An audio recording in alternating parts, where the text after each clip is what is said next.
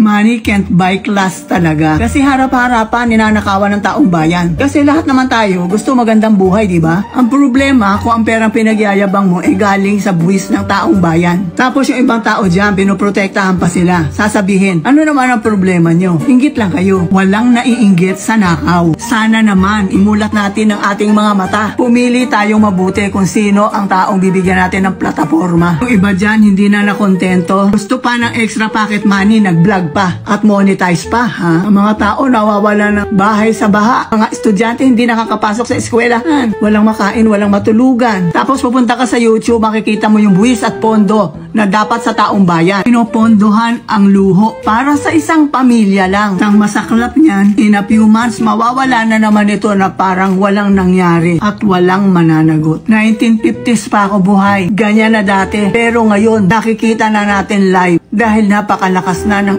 loob. Corruption hall. It's not cancel culture. It's holding people accountable. Masasabi ko sa mga kabataan at kung sino man ang gustong makinig, do not stay silent. Hindi tayo pwede maging complicit sa mga yan. Kailangan kung may nakikita tayong injustice, kailangan nating i-call out ito. Especially sa mga taong may plataforma. Naman po sa lifetime makita ko ang pagbabago sa mga taong may mga kapangyarihan.